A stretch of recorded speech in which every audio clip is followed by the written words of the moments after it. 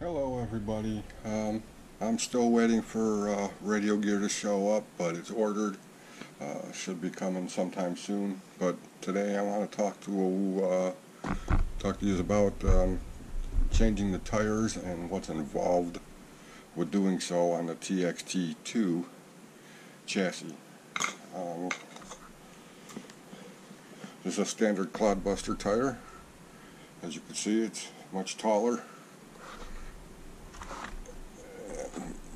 Pretty much wider. It's definitely wider than the stock TXT-2 chassis or tires. The other thing is I have a set of Pro lines,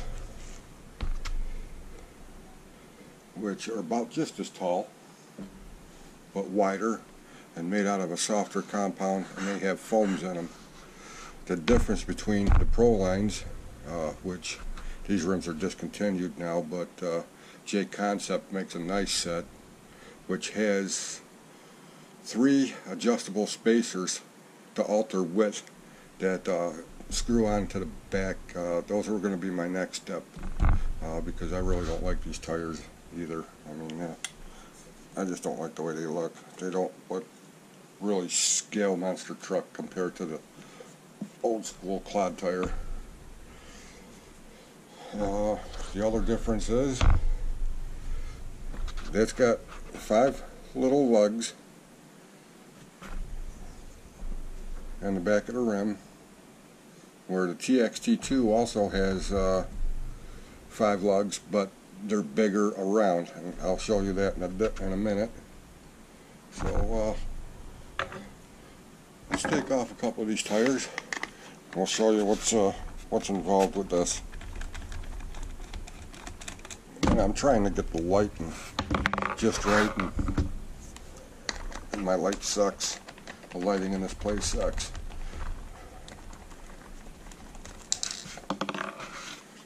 Those are the wheel nuts out of the way.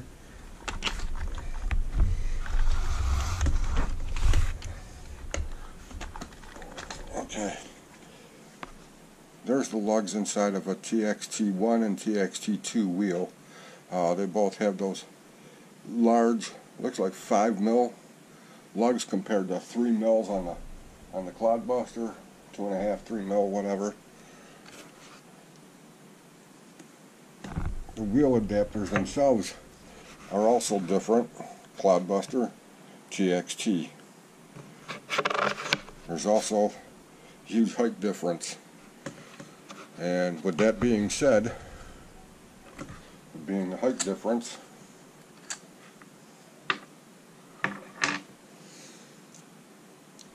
stock TXT hub. Let me put the heck. Oh, the hex is already in there. Never mind. With that on there, with the stock stub axle on the TXT-1 or TXT-2 in this case, sure, it'll lock into place, but I don't know if you can see it in there. The stub axle sticks out much farther than the rim. Should theoretically be like that instead of like that. And so when you go to tighten the nut down, what's going to happen is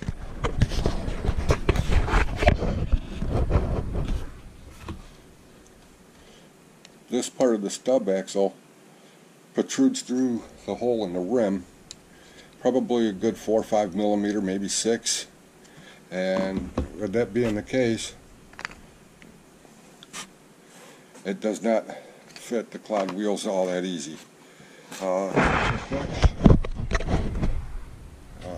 There are places that sell these in aluminum, and they will have these 5 holes for the wheels.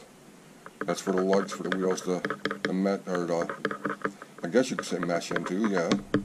But there's also 5 smaller holes to accommodate Clod Buster wheels. Now, I don't have any. I can't verify if they're the same size as these and if they would fit on here, but that's just something to keep in mind.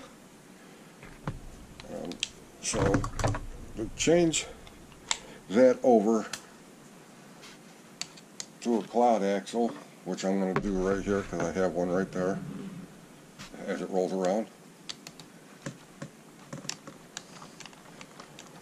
We're going to undo these kingpin screws. It's a very, very simple process. You know what I should have done first? Before I go any further, I'm going to pop this Jesus clip off. And there she is.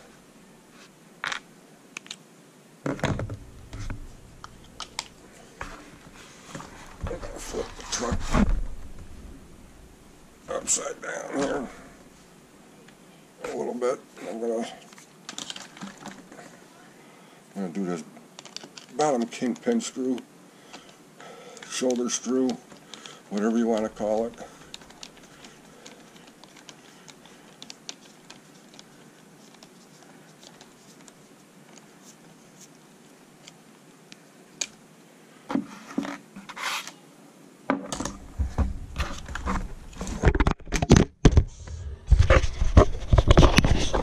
Knock the camera off the table. I got it actually just sitting on the table. So now that I got, oh, the big behemoth. Now that I got those two screws out, so I'm just going to simply pull out the knuckle, slide out the axle. Don't forget about the washer. And there's the difference between Clod Buster stub axle and the TXT-2, TXT-1 stub axle. They're longer, and the shoulder between the threads and the splines is a lot taller on the TXT style. But seeing as how these are still Clod Buster hubs, the axle will slide right in. Don't forget to put your washer on.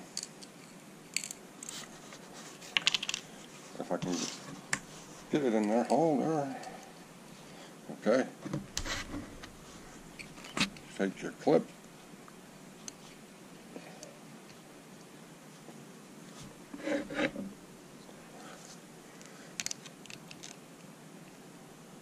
Snip that back on.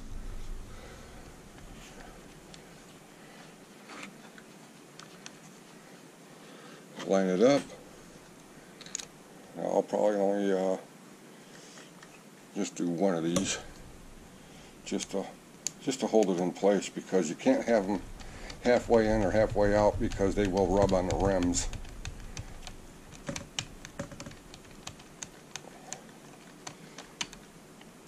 Okay, so that's that part.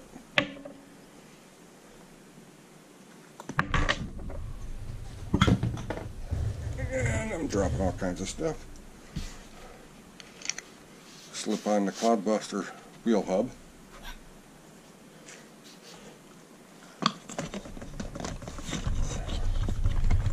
And trying to get this to line up and go on there the right proper way. Seem to give me a little bit of a fit.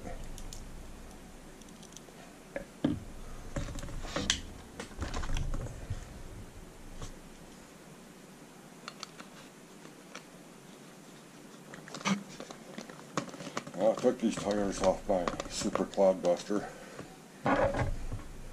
just so you guys can see the difference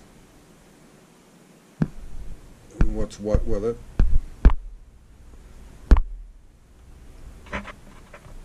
Compared to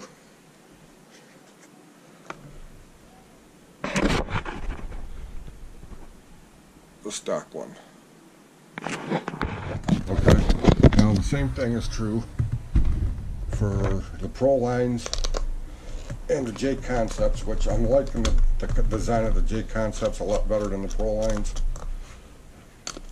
JConcepts are pretty much a one-piece wheel, where the Pro line is actually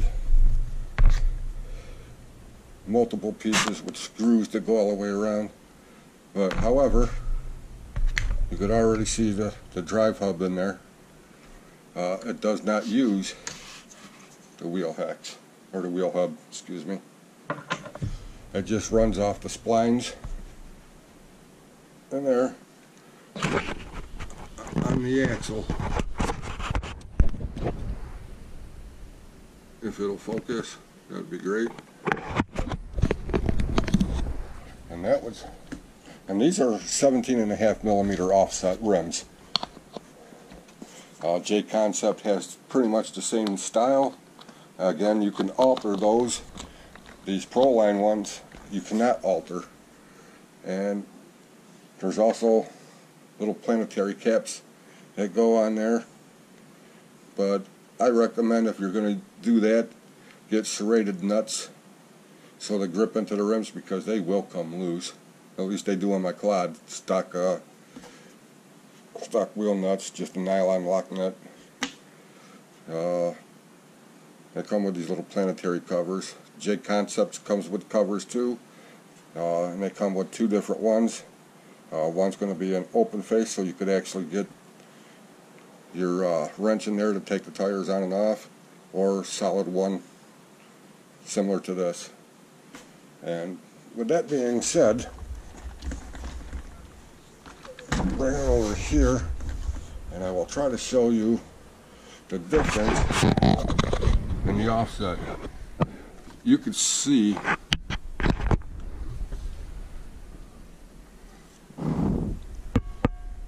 that shoulder screw, how far wide that tire sticks out compared to the stock. And that's going to give it a wider footprint.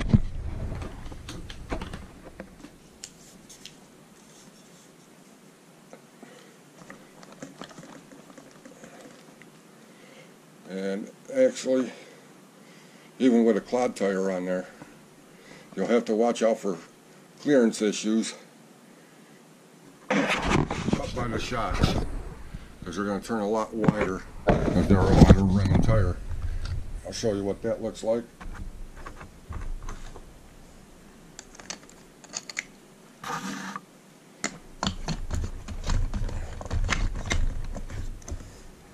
Okay, it doesn't hit, but it's really close onto that shock and spring there.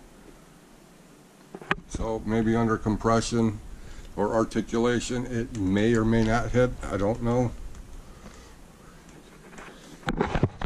The other thing is way back in the day, on these hubs, we would cut these tabs off, top and bottom, on both sides. Sometimes we'd grind out inside of the hub to get a little more steering out of your Clods. I don't know if I'm going to do that on this. I'm still waiting on parts and to run the thing and see how it's going to work with different wheels and tires. I've got to get some more of these. I only have two, so I'm not going to do a half-assed job on it.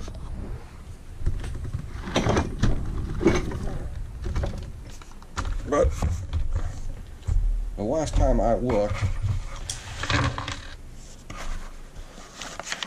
my Super Clod Buster instructions, pardon me. The last time I looked, Tamiya did not have these axles for sale by themselves. They come with this whole drive shaft bag. And you'll get both axles, which will work in this truck, both stub axles, which are all four stub axles, for wheel axle, or axle housing axles, differential axles, whatever you want to call them. Drive shafts long, they call them here. And the wheel axles, it comes with 4 and 4, and a couple of 13-tooth pinion gears, which I don't know if they work or not in this truck, but that's like $35 US. That Tamiya USA, and it's called the drive shaft bag. On top of that, to use Clod wheels, you're going to have to buy, unless you can find them somewhere else, the B parts, which are going to include the Clod Buster gearboxes. Now, most of you, if you have this truck, you're not going to need the Clod Buster gearboxes. So my guess is try to find a set of these on eBay, or on eBay also they have these wheel hexes, or these wheel hubs with the extra holes in them. I have a set coming. They probably won't be here until August. Well, that's the word on that.